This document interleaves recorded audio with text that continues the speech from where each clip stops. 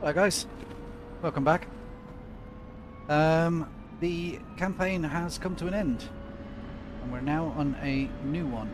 Did start the campaign rather late. There's been a fair few flights, or sessions I should say, before I've joined the the Blues once again.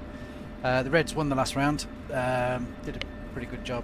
They were just had the numbers and they were on more frequently, so they won that round. So this one now, the Blues seem to have the upper hand. I've seen a few Reds, the names I recognise from the Red team, joining the Blue for this one. So we seem now at this early stage to have the upper hand. We've currently taken back Kasab, or not taken back, but taken Kasab. I believe we've taken Dibba, Raz helped me, the Farp, and I think at this stage we're on the verge of taking Future R on the eastern side. So, and I think we've taken Al Maktoum, I believe I've said that correctly. That's the airbase just south of Sharjah. So for this exercise then, I noticed in an earlier session that the carrier group are getting pounded repeatedly by silkworms, and fighter pilots trying their best to take them out. I believe somebody on the scoreboard has managed to sink one of the carriers, leaving the other one left, plus all the defensive ships. But because they're so occupied at the moment with taking on the silkworms and other attacks from other fighter jets, I've decided to do something silly. And as you can see under the wings there, I've got two 2,000-pound JDAM bombs, which I'm going to attempt to try and drop on one of the carriers, unless of course I just get shot to bits by the ships, in which case I'll have to turn away, drop stuff and get out of there. But it looks like they're going to be occupied enough for me to be able to fly over the top and drop these things. So we'll get airborne, and then I'll also mention another sort of controversial topic, which does have some people just tend to get their back up, and I just wanted to well, ask you what your thoughts were. By all means, please mention in the comments, and obviously reveal my thoughts as well on it. So let's just get airborne first, take on the ships, and then we'll come to that topic in a moment. Okay, so we're airborne then. There's the AWACS, our AWACS, up there, circling around. We have the air superiority at this stage, so I think there's only 3 or 4 Reds currently at the moment. So we've placed that AWACS in a orbit just off the coast of Bandar Jask, which is behind me there. Normally if the Reds were quite strong, we would probably put it further north, further northeast, but as it is, we feel confident we'll be okay there. So just trying to find these ships then. We've got a bit of a draw distance issue here, so I'm looking for them. Okay, located the ship, as you can see there, and I've just witnessed an F-18 take off, which is concerning. So I'm wondering what the lads on the HSD are going to do about it. It doesn't look like there's anybody in. There is somebody low level. We've got a ghost, a bug there, 42,000 feet, who seems to be frozen. There's some feedback from the AWACS that there is indeed somebody airborne there. Now I know he's just taken off and I'm very close to him, and it seems a bit of a cheap shot. I have to shoot at him, but I can't risk him shooting at me before I've dropped my bombs, so I'm going to have to switch to air-to-air mode here and take a look at him. For some reason he's going south. It's a bit of a silly shot there. Should have waited for the lock to stay on him a little bit longer. See, he's notching me, so that's why I've lost it. Get him back a second here and give him another one. There he is. He's very, very slow. It looks like he may well be cancelling and coming back into land again. So those missiles of mine may actually reach him despite the range there, showing that it's outside of the distance parameters, but here he comes. It's turned into the missile now, which is good. As I say, it seems a bit of a cheap shot to get him on landing. I do apologise about that, but as I say, can't risk him shooting at me before I deliver my ordnance. And I think that first missile might have caused him to speed up there. He's going back south again. We're very close to the ship now, so I've just switched to air-to-ground mode. We're very close to being able to drop these things. Very full burn. I'm hoping those missiles are at least going to get the F-18 to go away. Almost there now, as you can see the arrow almost in range. Drop one, just wait a few seconds longer, just throttle back a little bit. Let's give it distance between the two bombs. I don't want the blast of the first bomb to take out the second bomb on the way in. And there you go, there's the second one. Right, let's get out of here just in case that ship decides he is going to fire after all. So full burn now.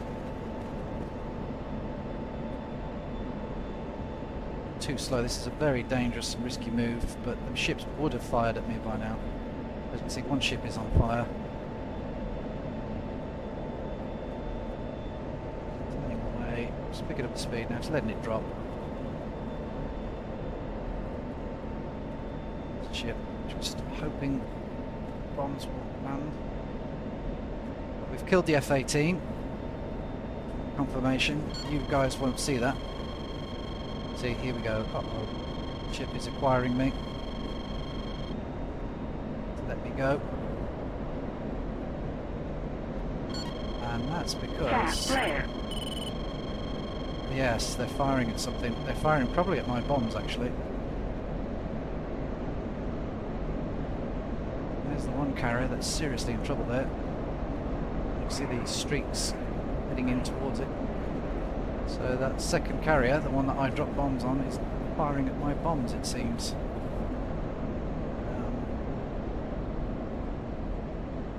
It's 15 seconds it's saying for that second bomb to have impact.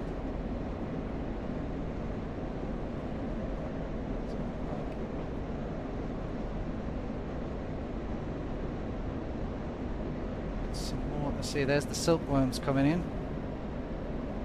See the streaks across the water there, aiming in at the carrier. Sadly, I think my bombs might have been gunned out of the sky. Quite impressed if that's indeed realistic. Then again, the carriers do send out a fearsome amount of rounds, 30mm or 50mm. I don't know, I'm not sure what the caliber is actually, but huge Gatling guns that spray millions of rounds into the air. To intercept any incoming missiles and bombs in this case. Now there's another missile coming off from the ship.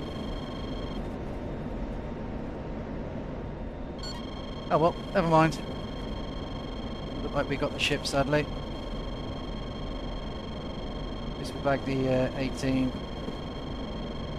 Okay, moving on then. So, because I want to touch on the controversial issue here, which either will spark a reaction or perhaps nobody will care, I don't know. Okay, as you can see, we time accelerated there and we landed at Sharjah to refuel, rearm, and we've got two contacts now. It's towards the end of the session, so there's only two Reds in, one chopper and one F-14 guy. Now, controversial issue, what am I going to mention here then? Okay, so AWACS.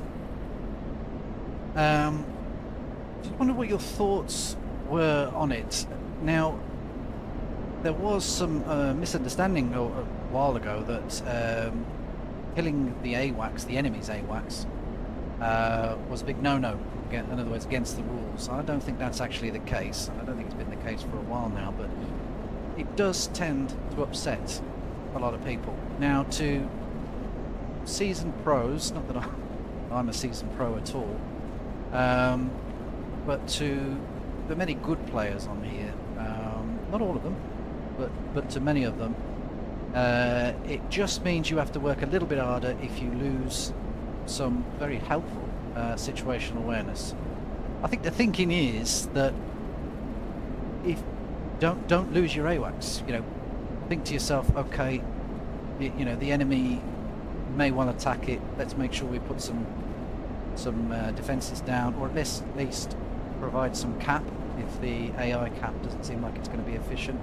You know, so it adds another dynamic to the way in which you have to think about how you're going to tackle the campaign. So personally, I don't really. It's annoying when you lose your AWACS. There are some pilots I know on both sides, on blues and reds, that will just go for the AWACS straight off the bat. Particularly the F-15 guys, and particularly the F-16 guys. They tend to high and fast and just go for the AWACS. And it is annoying. It is annoying, particularly when you're desperate and you're low on numbers and you need that extra situational awareness. I mean, have a look at this now on the HSD. See that 32,000 footer? For those who are new into DCS and you're sort of thinking about going onto the Buddyspike server, this is quite I guess, an important topic to cover. That guy there, you can see at 32,000 feet. That's what the AWACS is picking up, our friendly AWACS, and obviously that information then is shared to all of the friendly jets, and that's why I can see him at 32,000 feet. So I don't need to engage him, interrogate him, look at him to know where he is. Now that information's not solid. Depending on where your friendly AWACS is, that information could be 10 seconds long, 20 seconds long. You know, he may have turned back and gone home right now, and that information does sort of stay there. So it's a guide, not an exact, accurate reference for you to use, but it is a good guide. So some people have quit during a session. Oh, AWACS down, I'm quitting. Now you do have EWR if you have some dotted around, particularly if the skillful friendly helicopter pilots have put some down for you. You can use that. It gives you a sort of written message at the screen to tell you roughly where they are, but it is, again, that's the update on that information is even slower than that of AWACS. But take a look at this guy here. Look, 29,000 feet. I'll show you the effectiveness of not having AWACS. Now he doesn't have any AWACS. I notched him and went across low level. He's looking at somebody. He's up there. He doesn't even know I'm here. He has no idea I'm here at all. I've turned and come around at an angle where I'm fairly confident his radar's not going to be able to pick me up. So I'm just giving him full burn now. I'm going to pick up. There he is, right there. And this is how not having an AWACS can make it so much easier for the opposing force. So look at this. Look at this.